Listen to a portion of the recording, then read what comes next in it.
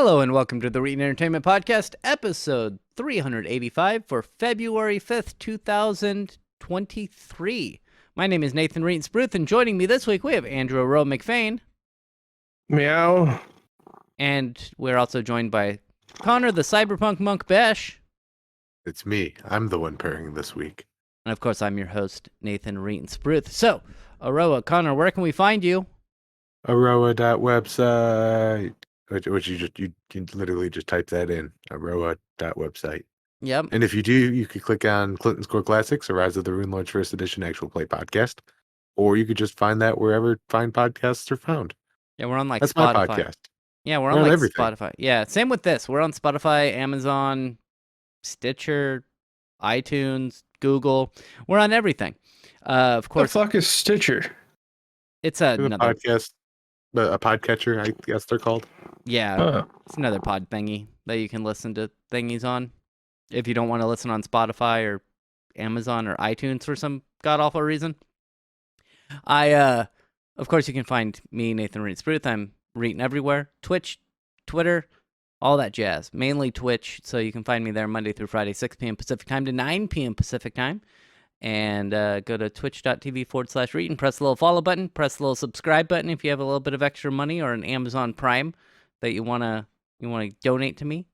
And we're gonna move on and we're gonna ask Aroa what games you played this week. Pizza Tower. Pizza Tower? Pizza Tower. Is that an idle game?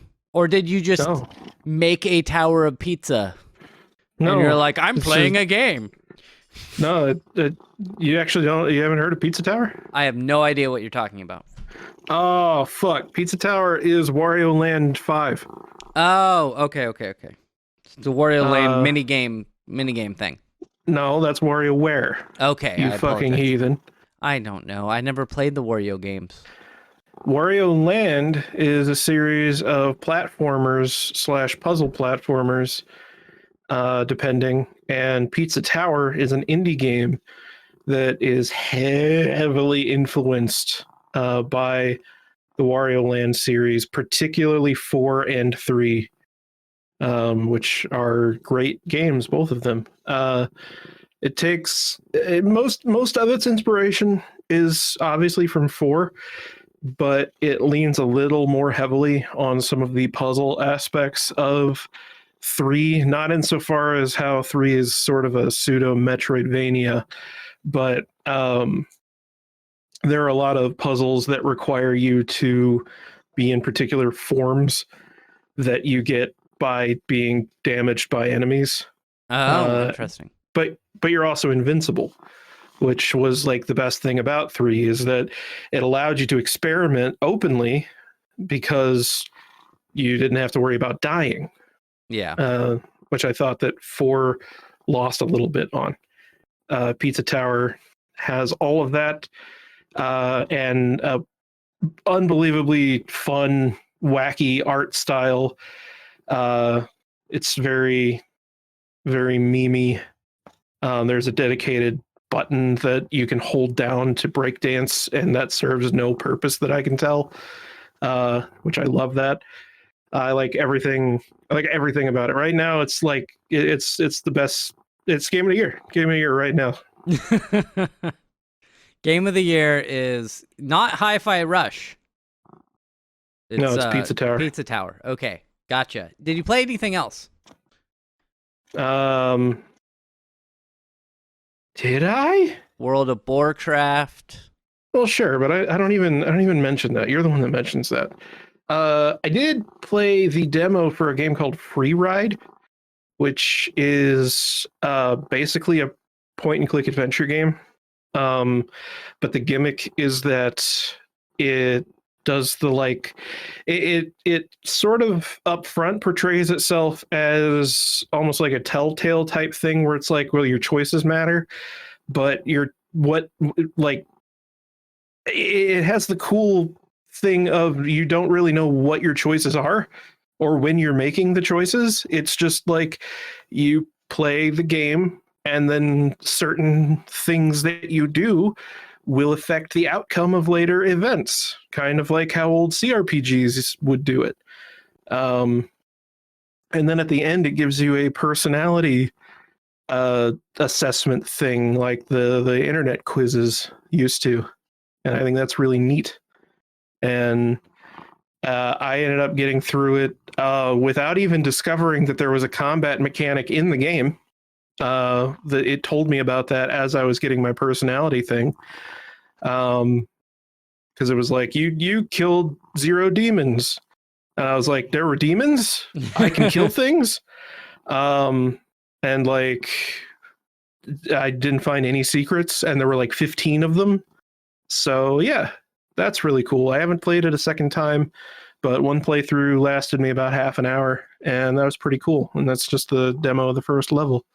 So Well, I'm excited to see where that goes. That's cool. It would be funny if at the end it's like your Myers-Briggs personality is. You're like, no.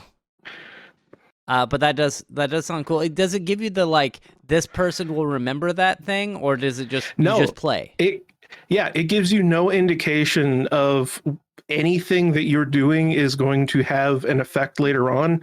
You just act however you feel is appropriate in the situation, and then later it's like, yeah, this could have ended up differently. Like, but you didn't you did this thing, and so that's how it went. But it doesn't tell you explicitly what you could have done differently. It's just like you got one of 3 different endings, and you're also very obedient and listen to what everybody told you all the time. What a follower. And like the fact that it said I got 0 out of 15 secrets, and it's like, and there were things in the demo where it was like there was a code that I didn't find to open a door, and like I didn't like walk around stealing things right in front of people, so like I'm sure that those would have changed things. But yeah. Well, that's cool. We're gonna move on. But keep us updated if you actually buy the game. But we're gonna move on and talk to Connor and ask what games he is currently playing. You want to know about what games I am currently at this moment playing? Yeah. Well, right now I'm playing Red Dead Redemption 2. And the reason I'm playing Red Dead Redemption 2 right now is I'm super broke in this game. Every time you do a mission, it's like you now have a bounty of 60 whole dollar you do somewhere, and it's like, it's getting steep. Like $1 million.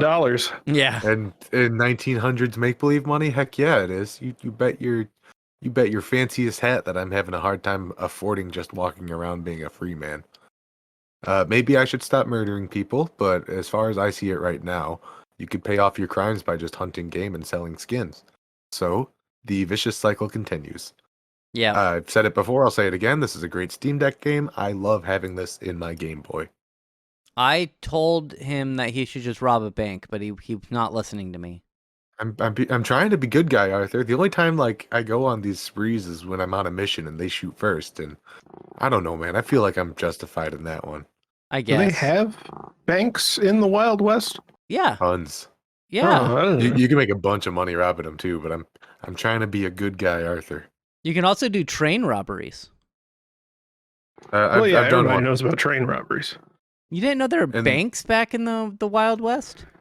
I don't know, not in the West. I know there's stuff like in New York. I don't know. Have you Mr. never Leviticus Cornwall needs a place to keep all of his good earnings. have you never watched like a John Wayne movie? No. Okay. You've never like no Never old watched Western. John Wayne. Never watched Clint Eastwood.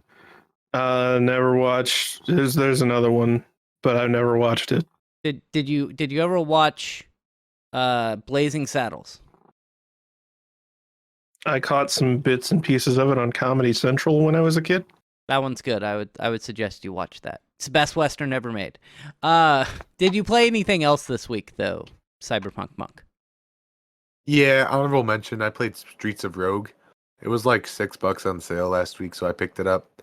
I feel like I should love this game, and I mean, I guess I got my money's worth out of it, but it's not I'm not enthusiastically playing it in my 15 minutes of video games I sometimes get to play before bed. Yeah. We're gonna move on to me and the games that I played this week. Monday I played Hi-Fi Rush because it's included with Game Pass, and I liked it. It's good. It took me a little while to get used to the combat. It's very similar to Metal Hellsinger, where it's all based on the rhythm and everything. You can, just like with Metal Hellsinger, turn on a thing on the bottom that will like show you the beat, which is helpful. Because I'm playing the game. I'm also trying to talk while playing and streaming. You got a little Blinky Boy. You do have a Blinky Boy. I prefer the thing on the bottom that shows the circle. Yeah, the metronome's a lot easier to play with. Yeah. And, it took me a while before I started getting S rank stuff. But, every once in a while I'll get an S rank and be like, yeah, I did okay. Even though I never feel like I'm doing okay in the game. But it's fun. It's fun. I really enjoy it. It's weird, as we spoke about last week, that it's made by the guys who made The Evil Within. Just because it's so bright and colorful and very anime-esque. And it's They're far an different. Extremely Japanese developer. Yeah. And then I took a little bit of a break. Tuesday and Wednesday I had to stay at a hotel room, and even if I wanted to stream while I was there, I couldn't because the hotel internet was awful. It took me like 2 hours just to update my Steam Deck. Oh, that's no good. Yeah, You're gonna do that at the work network? That wasn't at the work network. That was I brought it home since then and updated it all the way. But at the hotel, trying to update was impossible. And my work network right now, the Wi-Fi doesn't work, so I have to be plugged in, to the Ethernet. And also the Wi-Fi, they've made it so that you can they blocked it and restricted it by MAC address. So even if I could connect to the Wi-Fi and have everything work, I wouldn't be able to connect to the Wi-Fi. I could spoof my Mac, but yeah, too lazy for all that. So, and I think that once you get connected to the Wi-Fi, gaming things like Steam are blocked anyway. So downloading updates wouldn't work from there. You'd be surprised. No, I know that they put that in because I was there when they implemented it. Yeah, but I bet it's like DNS driven. Probably. And they probably just block like steampower.net or something. Yeah. Like where I work, they've got a bunch of shit, but if you just do an NS lookup for a website you want to get to and enter the IP address directly, you can still get there. It's like I'm in fucking high school. It's ridiculous. Yeah, it makes sense. Anyway, it doesn't matter. I'm not gonna play games at work. I'm not gonna update games at work. I'm not gonna update my Steam. Well, I'm gonna play games while I work, but I'm not going to play games when I'm physically at the location because I'm only at the location once a week. So I play video games at my desk. If I'm like doing something that I feel like I've said this before, but like if I'm watching a loading bar go and I just gotta babysit that till I can continue doing my job, hell yeah, I'll play Steam Deck. Yeah, it makes sense. I then on Thursday came back, played some more Persona 3 Portable. I have a problem with just grinding. I just go in and to the dungeon and grind until death tries to come at me, and for some reason it seems that death does not appear as much as I would think he would. Because it's supposed to limit how far you can go in a single session, but it doesn't seem that death shows up all that often. So I'm probably in Persona 3 Portable. Oh, it limits you because you literally get to a big door you can't open. Yeah, they have that as well. Death is just there to keep you from staying on one floor for too long. It's the Spelunky ghost. I see. Yeah, I mean, I've got past the first door. I've got to the second door, and then you just have to progress through the storyline before that will open. And then I want to thank you, Aroa, because if it weren't for your recommendation like a year ago, I would not have gotten Ancestors, The Humankind Odyssey. Oh yeah. I enjoyed Uh, watching you play that the other day. It is $10 on Steam right now. Oh, everyone should buy it. Yeah, for And $10. and the reason I want to thank you is I got 4 followers on Friday That's because of fucking it. incredible. Yeah, so quite a few people came in and watched me play it. And I have to say, streaming it made me enjoy the game a lot more because I would have quit. Because I would have wouldn't have known what the fuck to do. exactly. And people are like they came in and they're like, you should do this, or oh man, if you had this and this, you might be able to do something. And I was like, thank you so much. And the guy was like, eat the drugs. And I'm like, what? And he was like, eat the drugs. Oh, eat okay. the drugs. The guy's like, no, you got to bring your kids with you so you could like get experience. He's like, but I hate kids. He's like, no, that's like Yeah. how you progress in the game. I wish the game was more obvious about that fact that like you don't get anything if you aren't carrying a kid on your back, and it's like it it kind of like implies that in like one pop-up. And Yeah. I played that game for hours without ever getting any XP, and I was like, what am I doing wrong? But And then you looked it up and they're like, you have to have a kid. yeah. Well, I think I think I just brought a kid for whatever reason. I think because like we didn't have enough adults or something to carry all the kids. So I was like, okay, I'll carry the kid and we'll move to this other area.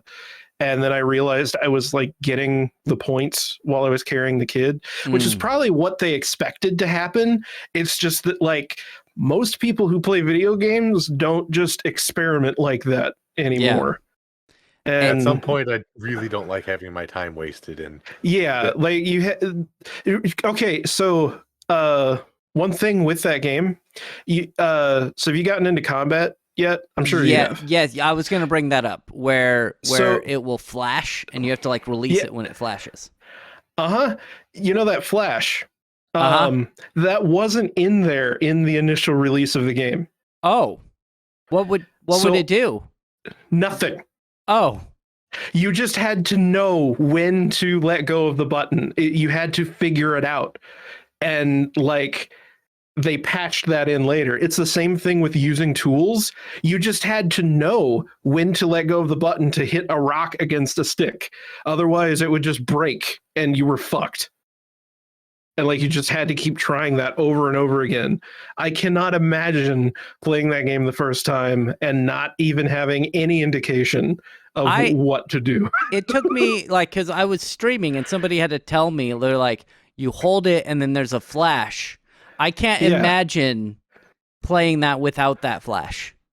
Yeah, no, it would be borderline impossible. Like that's probably why, because I don't think that game is particularly successful, and like that's probably part of why is that like I'm sure a lot of people started out on the initial patch and it was just completely opaque. Like just everything about that game's design is obtuse as hell and there's no getting around it. And like finally, I think it was like version 1.2 as well. Like it was months after the game came out before they added any of that quality of life stuff. It was ridiculous. Yeah, I got the whole entire objective system was not in the game initially. Oh yeah, because I have an objective. I already gave birth, but they want me to give birth again. Yeah, all of that was patched in later. You just were dropped into the game and told to live. Like and like it was frustrating enough for me, somebody who was enjoying the game thoroughly at that point, because eventually those objectives run out and it literally just says, okay, now evolve. Oh, okay. And and that's like not very far into a playthrough, honestly. Right. Like, so yeah, like there are a lot of aspects of that game that are just like really frustrating, but that I guess it's kind of in the same way that people really like the Souls games, that I really like that game. Yeah. Sorry, I know I took over everything, but I love it. It's okay. The instructions were simple. It's return to monkey. Some people don't need their handheld to do that. Other people do. I do. I definitely did, and I'm happy that I had people in the chat who are telling me what to do. I've spoken about it before. Some streamers hate it when the stream will try to help or be like, hey, you should do this. They get very mad. I remember I was in a stream before and somebody's like, how do I do this puzzle? And I was like, oh, you have to line up these. And then she was like, that was a rhetorical question. You're backseat gaming. And I was like, you asked the fucking question. Yeah, those people. And people, they're shit. And then one of the mods was like, well, when a streamer says something like that, they're just talking to themselves. I'm like, well, they shouldn't say something like that because they're having people watch them who will then try to help. And I don't care. If somebody comes into my chat and I'm struggling with something and they're like, this is how you do it, this is the solution, I'll be like, fucking sweet, thank you. I can move on with my life. Well, also just don't be a shithead in response. Be like, oh, I didn't actually want the answer. Thank you. Yeah. I don't think that social skills are particularly the strong points of a lot of these streamers, to be fair. Yeah. And just being like, you're backseat gaming. It's like, well, you asked it doesn't make sense. So if you do come watch my stream and you know how to do something that I don't know how to do, fucking just tell me. Like, I don't want to. Ancestors is fun, right? I've been having fun with it, but a lot of it is just taking two items and rubbing them together. And trying and seeing what happens. Literally, yes. Do that with every item because, I was like over 10 hours into the game, and Katie came up with the idea of what if you hit two of these things together, and then I did it, and I was like, oh my god, there's an entire aspect of this game that I have been missing this entire time. Yeah, and because of my chat actually just being like, hey, this is how you do this. I'm like 4 hours in, and it feels like I've made more progress than you have. Probably. But also, I one last thing I want to talk about before we move on to the stories is that I downloaded it and played it on my Steam Deck last night. And let me tell you, it runs at about 30 frames a second. I would suggest limiting it to 30 frames a second, not 40, because 40. It's not stable at 40. It's pretty stable at 30 frames a second. But it destroys your battery life. Like, I had maybe an hour and a half of battery life on my Steam Deck while playing that game. And it does run kind of assy on PC in general. Yeah. So maybe that has something to do with it. Yeah, I don't think it's not particularly. It works well enough. It's just, it's a battery hog, and it's fine. What were you gonna say, Cyberpunk Drunk? Okay, I talked about this with you briefly, so I know you haven't. Aro, have you watched Infinite Seinfeld yet? Yes. Is that not incredible / the way of the future? It is. I could feasibly see actual TV shows working like that in 10 to 15 years at the rate that AI text generation is working. It's both horrifying and incredible. It's so exciting, and it's gonna change everything. We're not there yet. You're right. It probably does. I think 10 to 15 might even be a little long, but I think I was trying to be conservative. This is a very good proof of concept.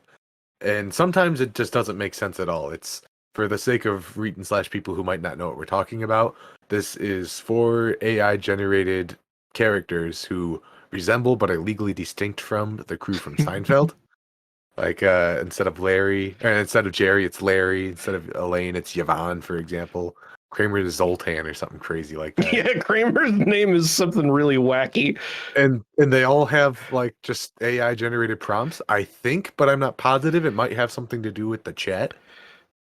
Maybe it's just a coincidence when the chat starts talking about hot dogs over and over. 2 or 3 story prompts later, it's about hot dogs, but it's I think there are certain topics that keep coming up, and so chat has turned those into memes. Oh, that would make sense too. That makes sense. I have not watched it. I might I might look at it at some point, but You should give it like 20 minutes. Just hang out for 20 minutes and you'll get the gist of it. because I Yeah, wasn't. I'm go on. sorry. I was gonna say I was never a huge fan of Seinfeld. It's You know, less about the Seinfeld and more about the phenomena of it. Yeah. that's good. I wonder if they're gonna do other shows like AI Simpsons. Oh, I'm sure So- it's coming. Oh yeah. that's definitely possible with the way that part of what I think makes Infinite Seinfeld work so well, which I think it's called like Infinite Nothing or something Yeah. like that. Oh, It is the fact that like the concept of Seinfeld is that every episode is its own self-contained story and nothing of any real stakes ever happens. Like it's just four people who are kind of absurd live out their normal lives. Yeah, And- and nothing changes. Like But like everything is so mundane and grounded. So the concept of a Seinfeld comedy scene being that like I was thinking about starting a new comedy club. Oh yeah, that sounds like a good idea. Yeah, it's we're gonna serve hot dogs. Yeah, okay. And that being a whole scene, yeah, I sure, why not? yeah, it's like- interesting. Although Larry has a habit during his stand-up to just kind of ask the crowd how they're doing and have like a group therapy session, which is an odd. I like that. It is definitely got a consistency of being like sometimes he'll talk about problems he had on the way in, and obviously all of this is fake, but it's like, how do you New Yorkers handle your traffic and your crazy pedestrians? It's like, Larry, I think that's actually a bigger question than you're asking intentionally. Yeah. So that's cool. Anybody check out Infinite Nothing? It's so weird. Check it out just because you want to be there, yeah. I think it's called like Watch Me Forever on Twitch. Oh, okay. We're gonna move on to our news stories, and we're gonna do these a little out of order, because I wanted to talk about the Intel stuff first. Intel has basically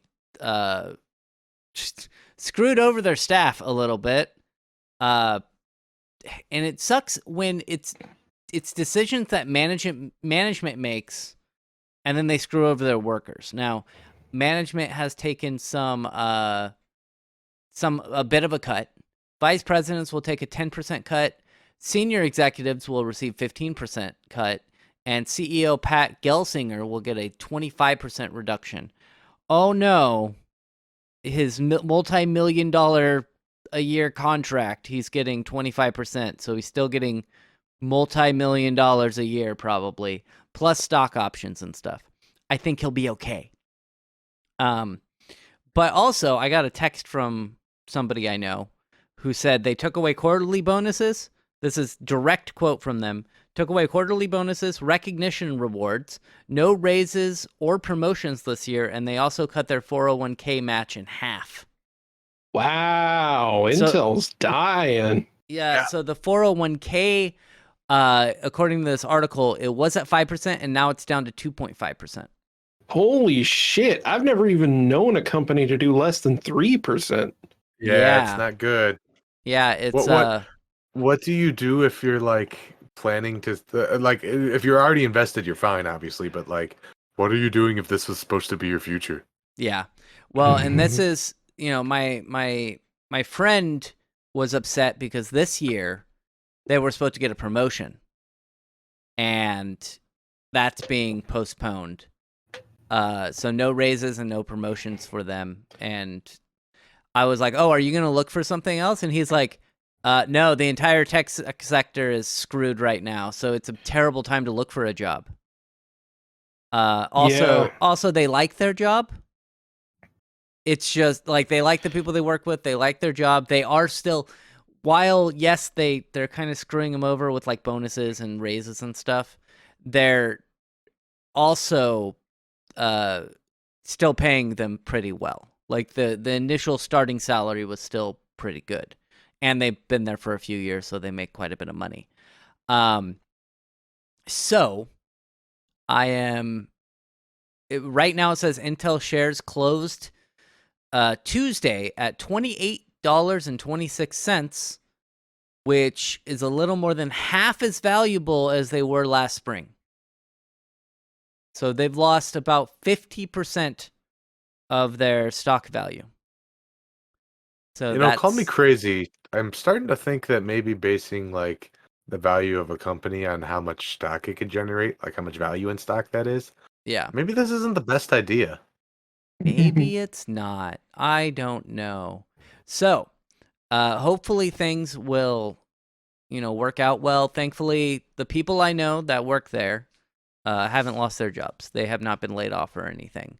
But they have laid off quite a few people. I'm trying to find in the article if they say how much, but they've laid off, what was it, 10? Oh, they does say here more than 500 layoffs in California.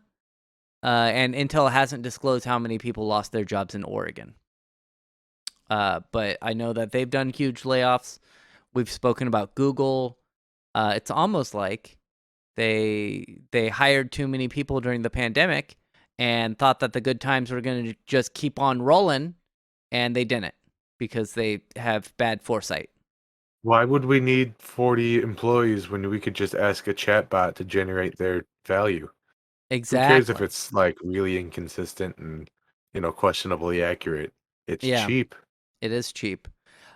So it says in a rough calculation, state economist Josh Lerner estimated Intel's pay cuts could reduce Oregon's aggregate wages by $150 million to $200 million, or about 0.15% of all wages statewide.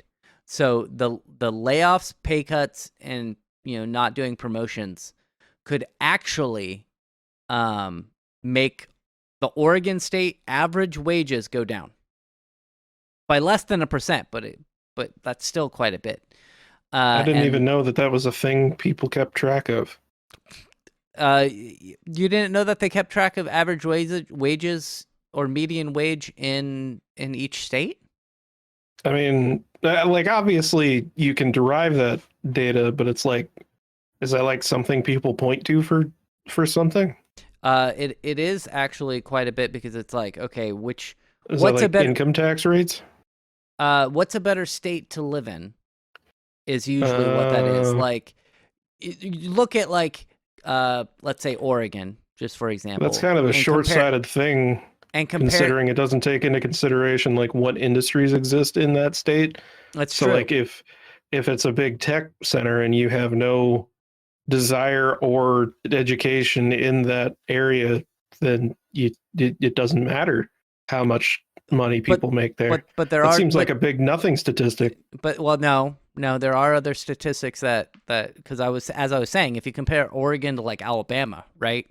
Oregon's probably, I'm just going to throw it out there, probably has a higher median wage, which if you look at that, well, no, let me talk. Intel doesn't have an office in Alabama. I understand that, but you can also look at those median wages and say, okay, now Oregon has a higher median wage, and we also have fewer people on like on food stamps, while Alabama has a lower median wage and they have a lot more people on food stamps. Doesn't that still just mean that there's no infrastructure in Alabama? Well, it also means that there a lot of people in Alabama are working lower wage jobs, particularly because they're still going by the federal minimum wage of $7.25 an hour. And probably because no one wants to build any kind of major business there. And nobody wants to live in Alabama. Right. But anyway. It still sounds like a nothing burger of a statistic, if you ask me. I think it can be used for particular certain things. But we're going to move on. And we're going to talk about Netflix, everyone's favorite streaming service. Talk about a nothing burger. This is not a nothing burger. Netflix is. Well, yeah. So Netflix over the last 10 years, I would argue, has gotten worse. They not really lost, but they let go of a lot of shows that people would gravitate towards. Because didn't they lose Friends? Isn't Real Friends a talk, big... I haven't used Netflix since they got rid of Futurama. I don't know Yeah, how long ago that was. I feel like it was a long ass time ago though. Futurama, Friends, Office, etc., etc., etc. I watched Squid Game. Yep. And I think that's the last thing I watched on Netflix. but they've shifted their market in the last over a decade. They've shifted what they were doing. Where before it was just, hey, we have a bunch of movies and TV shows, and then they started making their own original content, and we're like, what we should do is make our own original content. That way we don't have to pay these licensing fees, and we can let these bigger shows go. So they got rid of... and that was a good idea whenever they were actually making good original content. That's true. But they got rid of so many shows that... And a lot of anime. That, a lot of people would pay for. And so, and partially that has to do with other companies starting their own streaming services and taking those rights back. Disney took back the rights for all the Marvel stuff. So while Netflix can keep their Daredevil show, they can't produce anything else because they don't have the license to make it. And then there's, all Star Trek stuff was moved to CBS, et cetera, et cetera, et cetera. And Crunchyroll / Funimation / Sony took all the anime. Yeah, all of it, all the anime. But so Netflix has been getting progressively worse, but they've still been making quite a bit of money because everyone subscribed to Netflix because it was cheap. It was like, at one point it was under $10 a month. Now it's like $20 a month. And you can share your password with all your friends and family, and like everyone has Netflix. Exactly. You share your password, and then, you have 3 or 4 other people watching, and then they're trying to fix that. They're trying to make it so that everyone will sign up for their own Netflix account. And I think that this is going to, at the best... So you don't know. I was going to say, I don't know, but let me continue. The best case scenario is that Netflix maintains the same user base that they have right now. And that, if, let's say I share my password with a couple people, and let's say I cancel my Netflix, one of those other people will sign up and keep the number roughly the same. I don't think that's going to happen, and I assume that's what Aro is going to talk about. Nope. No, it's even actually, it's very much akin to a story that we recently covered. Yeah. I canceled. Where instead, Netflix went what? Anti-password share. No, guys, no, we weren't doing that. We never planned on doing that. That was a mistake. All that stuff that we put up on our official website and an official communication, that wasn't actually supposed to go public. We were joking. Wait, what? That literally, yeah, that actually happened. They came out and said, no, we didn't mean to publish all that. It's fake. We're not doing it. I still canceled my Netflix. Good for you. And that's the right call. Because it's not worth being subscribed to Netflix anyway. And all this would have done is pushed people to piracy. Like that. Yeah. So that's all this sort of thing ever does. So let's go back to the original story. Apparently that was wrong. Was they were going to crack down on password sharing. They were. That's the thing. Is everyone knows they were absolutely going to do this, and then probably people like you immediately unsubscribed. Yeah. And so they went, fuck. Well, and they went back on it. Here's the thing. The only reason I've had Netflix is I have mainly two people. 3 kinda. So there's Durga, there's my friend in Canada, and there's my sister. And those are the people who would log into my Netflix and watch stuff. And then they announced the password sharing thing, and I was like, I haven't watched a single show on Netflix in over a year. And I think the only time I actually did watch something on Netflix was finding something to watch with my girlfriend. Like, just like a horror movie or something. So I was like, I'm just going to cancel it because this password sharing thing is dumb. And what the original story was, it says here from thestreamable.com, Netflix accounts are still shareable, but only within one household. To ensure that your devices are associated with your primary location, Netflix is now asking users to connect to the Wi-Fi at your primary location, open the Netflix app or website, and watch something at least once every 31 days. Which also means that you can't travel with it. You have to connect. You can only travel for 7 days at a time. Well, it says here 31 days. At least once every 31 days. No. So like signing into Netflix outside of your home may lead to the device in use being blocked from Netflix. Traveling users who want to use Netflix on a hotel smart TV, company laptop, etc., can request a temporary code from the service when signing in. This will give them access to their account for 7 consecutive days. So if you're bringing your own laptop, yeah, that'll work. But like if you want to hook up to Netflix at like the Roku that's attached to your hotel's TV or whatever, that's not in the cards beyond 7 days. That is really bad because like for me, I like taking, not super long trips, but a couple weeks, right? Like, 10 days, 14 days, something like that to, go to a different country. And that's not good. It's really not good. I am I wonder happy. if this is also meant to crack down on VPN users, It might be. And that's what I was thinking. I was like, it's going to be really, like, if I kept my account, it'd be really awkward to set up a VPN on all of my friends' computers. So that they can VPN into my primary location, once every month or whatever. But I am happy that they switched it, apparently. It's funny that they switched it, and you would think that they would have had the foresight to see that this was happening, like asked any of their low-level employees if they thought it was a good idea. Like, I don't get how management can just say, oh yeah, we're going to do this. It's going to be a great idea. And then like reverse it right away because they knew that they would be screwed.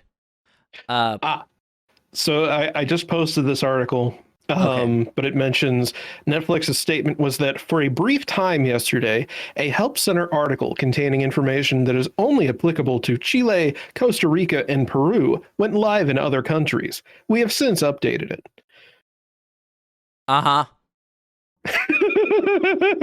Sure. I am positive. Why was it in English? Yeah. And also, why are you testing this shit at all? I know I'm crackling. Yeah. I know. I'm sorry. Yeah, he'll get it fixed here, but yeah, like, oh, it was only supposed to be in Chile. Why is it in English? That's why.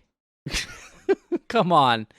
Like, we all know, while it stands to reason that the procedures that Netflix currently has in place in Chile, Costa Rica, and Peru might end up serving as a model for how paid sharing works domestically, that is no guarantee. Given the vocal concern this week's Internet Helps Center article, the streamer essentially has 2 months to come up with a different way to monetize the estimated 100 million people worldwide who regularly use Netflix service without paying for it.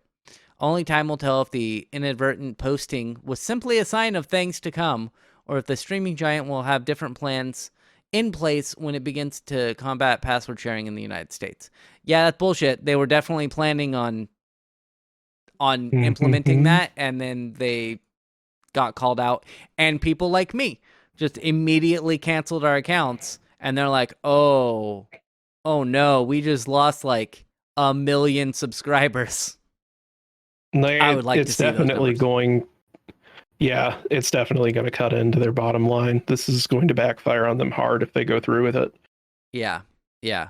It's yeah, it was bad. It was bad for them, but we're gonna move on because again we're running a little short on time today. We're gonna move on to Charter settles with family of murder victim and says insurance will cover it. Yeah, so I read the headline and went, wait a minute, didn't we cover this? We And did. we did. This was a situation where a Charter ISP technician, they send people into your house to hook up your modem and all that good shit. This guy had come into a lady's house, left, and then came back and stabbed her to death. And the family of the lady, she was like in her 80s, was suing Charter/Spectrum over wrongful death because essentially Charter didn't like make sure that the guy that's going into these people's houses wasn't bound to be some kind of fucking murderer. Yeah, he had a criminal record, from what I Yeah. remember. And this has ended up being settled outside of court. So all of it was for nothing. Yeah. And the big kicker in all of that is that Charter, of course, this exists. Of course, some kind of insurance for whenever one of your employees murders somebody. Of course, that exists, and Charter's insurance for that will end up covering the entire thing. So Charter's actually not losing any money on this case, in spite of the $262 million settlement. Yeah, Which was originally going to be for $7 billion, which was lowered to $1.1 billion. And then Charter said, well, we'll appeal it.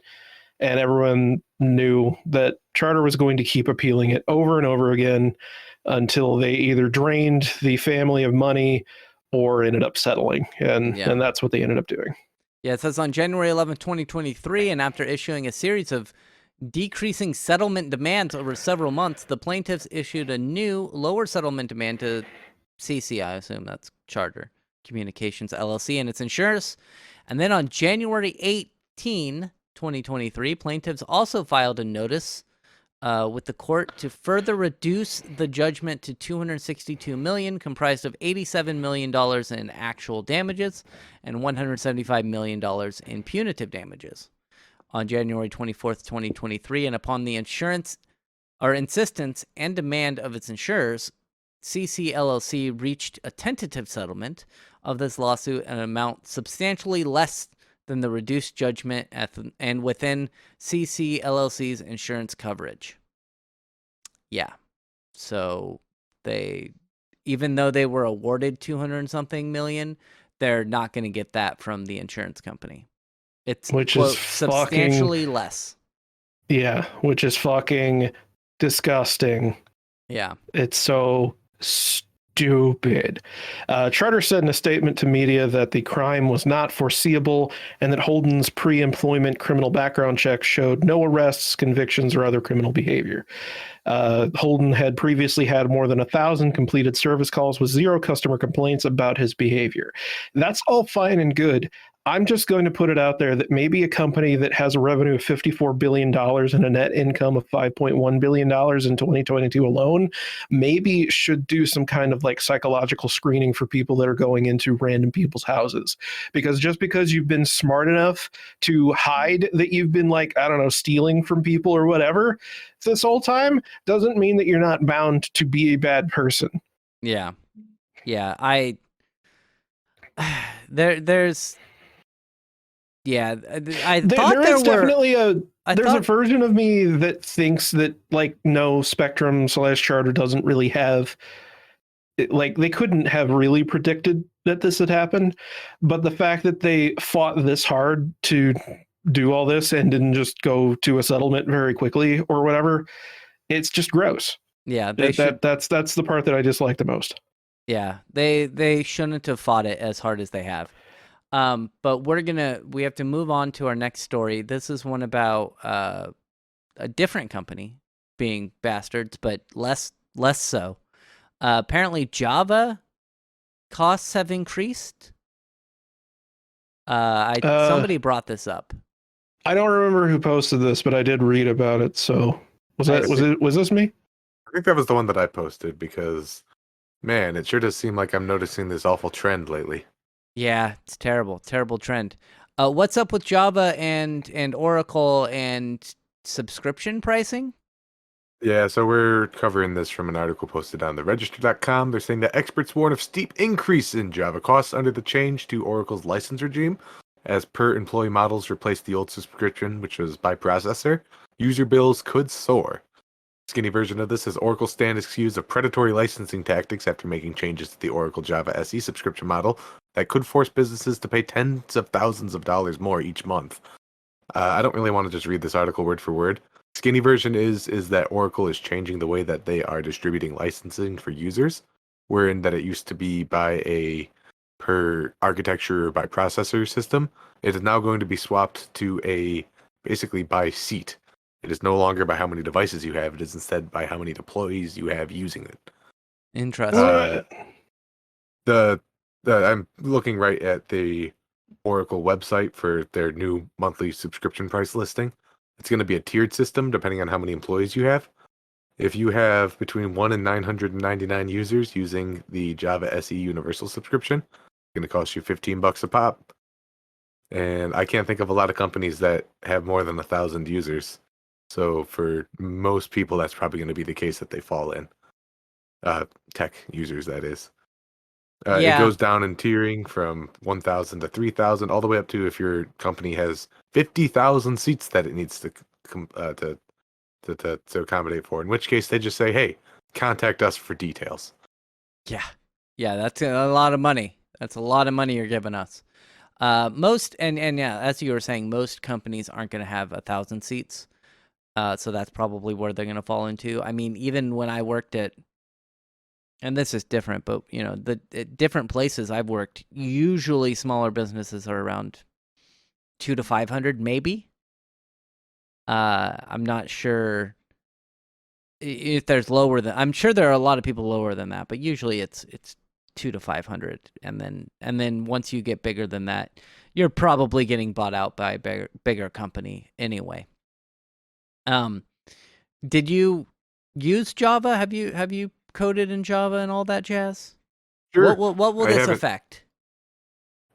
People who are doing like portable computing, anything that's like distributed systems but not directly embedded in some sort of like Arch processor. Arch processor, that's not what it's. Anyways, and if you are a development powerhouse, probably like in a mobile suite, you're going to be affected by this. Instead of having, a handful of computers that you do handling like the computations, and then the rest are just users who are deployed throughout. All of those users are now going to have to be charged just for the privilege of having that code run on your machine. Okay, And it's totally backwards from the initial idea of Java being like portable, flexible, and lightweight. Now it's constrained and stuck behind a paywall license. Now this Yeah, is even by Oracle standards, this is fucking gross. well. Here's a quote or from the article that we didn't read, which is Nathan Biggs, House of Bricks CEO, estimated that a company with 250 employees, 20 Java desktop users, and 8 Java installed processors would pay $3,000 a year on the old model, which now is $45,000 a year under the new subscription plan, which is a 1,400% increase. Yeah, you're gonna notice that if you're doing the budget for your IT department. Mm-hmm. So I wonder if people are going to switch from Java to something else. And is Well, there that's- something to switch from or to? That's the thing is Oracle's counting on people being so dragged into having all their software running on top of Java that they don't have a choice. Yeah. That's bad. I don't have much. I mean, we could all sit here and complain for Write an hour, all but software in Rust. do it. I mean, all you software joke should be about written it. in Rust. You're joking about it, but actually, No, I got a I'm call right now. yeah. Write all of them, all of your software in the video game Rust. That's what you should do. That's not That quite is right. what I meant. That is Okay. definitely what I meant. Yep. Just don't write it in Minecraft because that's still Java. Oh, oh. Totally no. unrelated to the plot of what we're talking about, but I did have an interview at work where we were discussing different code languages, and they're like, "We're a C# powerhouse. We're proud of it. It's the best." And I was like, "Well, it's not the best." And he's like, "It's the best." I was It's like, "Well, Microsoft Java. Don't fucking kid yourselves. right." Yeah. We're going to move on, and we're going to talk about our last story, which is another one about ISPs being bad. If I would have, looked over the stories before I come up with this list, maybe I would have put it in the correct order. ISP admits lying to FCC about size of network to block funding to rivals. And I did read through this. I actually was going to post this before I saw Aroa had posted it. But basically, this is from the article in Ars Technica. Ryan Grewell, who runs a small wireless internet service provider in Ohio last month, received an email that confirmed some of his worst suspicions about cable companies. That he was the founder and general manager of Smart Way Communications, had heard from some of his customers that the FCC, the FCC's new broadband map, falsely claimed fiber internet service was available at their homes from another company called Jefferson County Cable. Those customer reports spurred Grewell to submit a number of challenges to the FCC in an attempt to correct errors in SmartWay's service area. It's probably Gruel, by the way. Gruel. Yeah, that's probably right. But it looks like the ISP was basically, the first ISP was coming and saying, hey, we have this great coverage in this area, so you don't have to give money to these smaller internet service providers to get that service there, because we already have fiber in that area. Mm-hmm. And then it turns out that that's not what happened.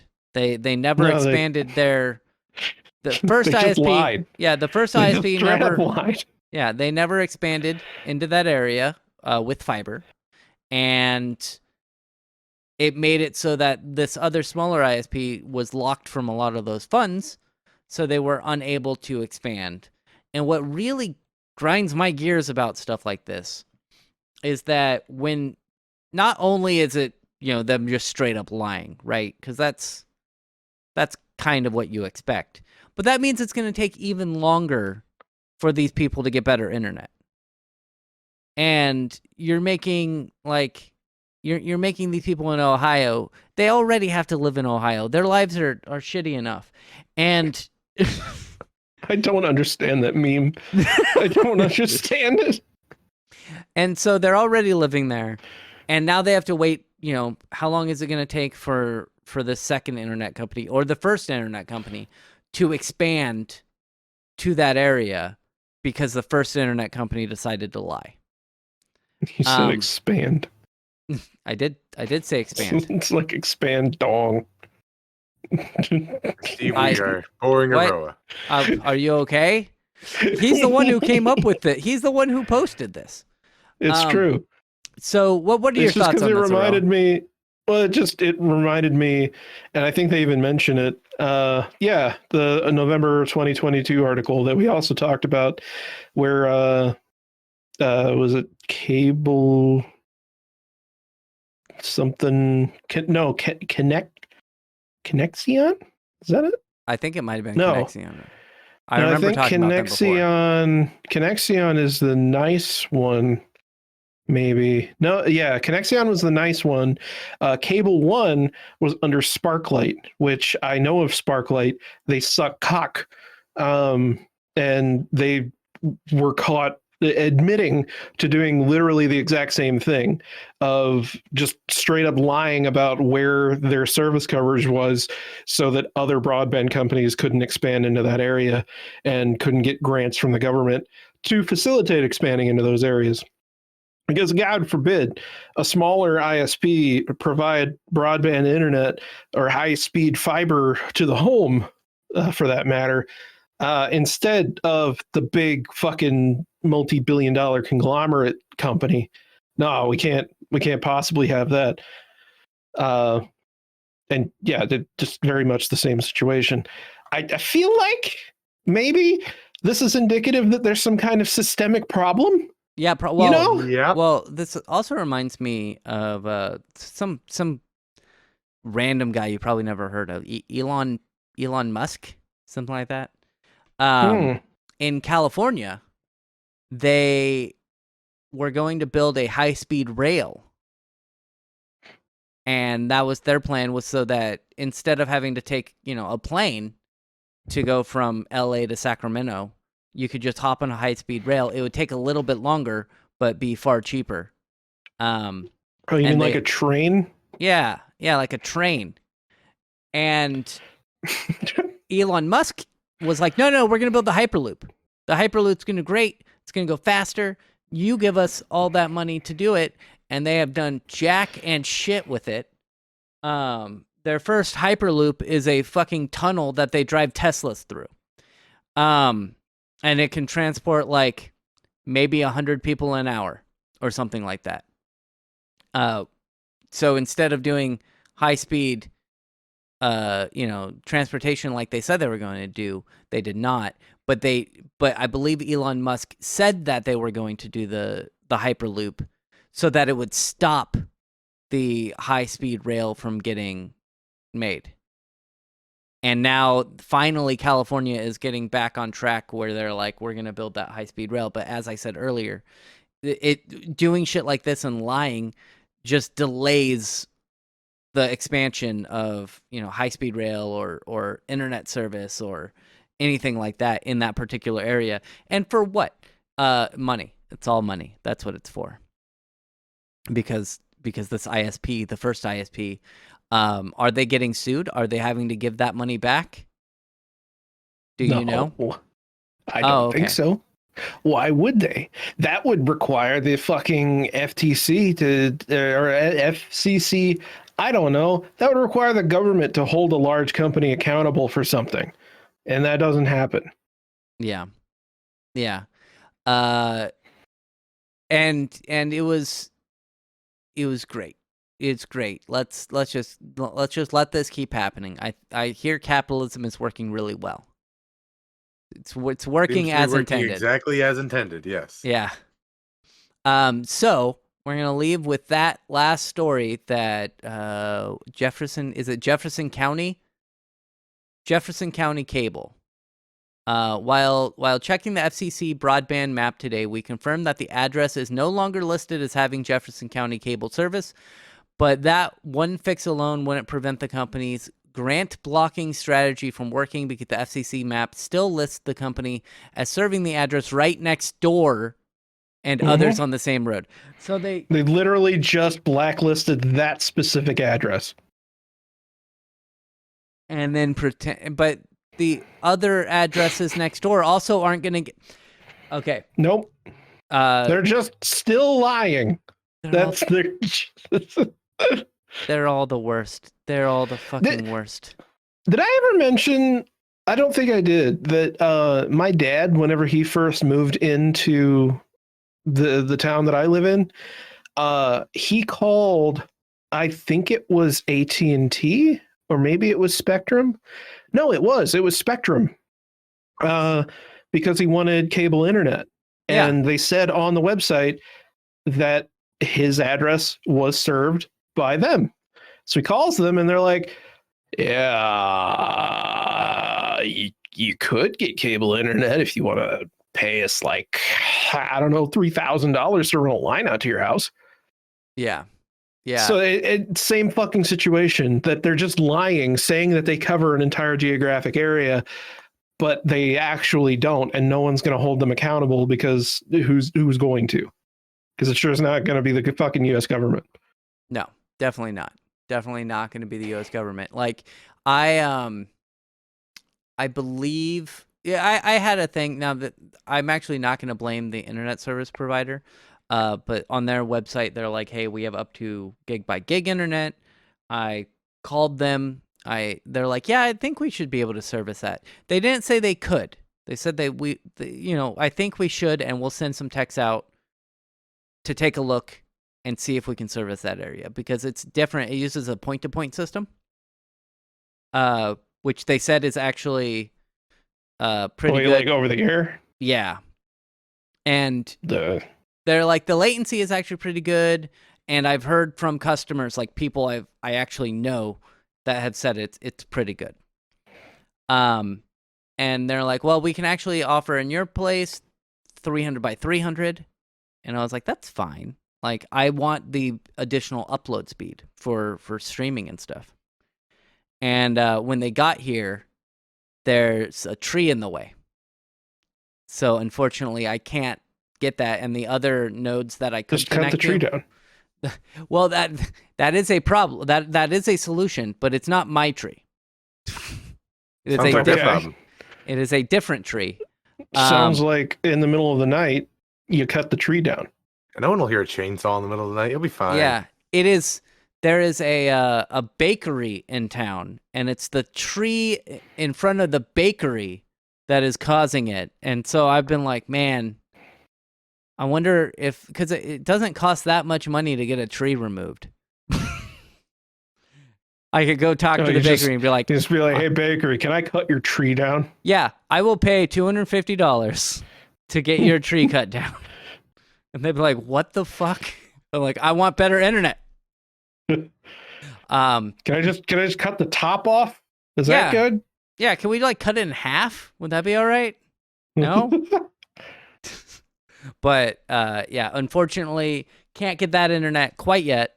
But at one point, I should be able to get better internet. But we're going to move on to not having this podcast anymore. I want to thank you for being here, Roa. Yeah, we're done. What are you doing? Yeah, that was my it was a good segue. Good segue to the end. Yeah. Thank you for being here, Roa. Thank you for being here, Connor. Goodbye. And you're welcome that I was here. And we'll be back. We'll be back next week with more podcast stuff. Goodbye. Thank you for listening. Goodbye.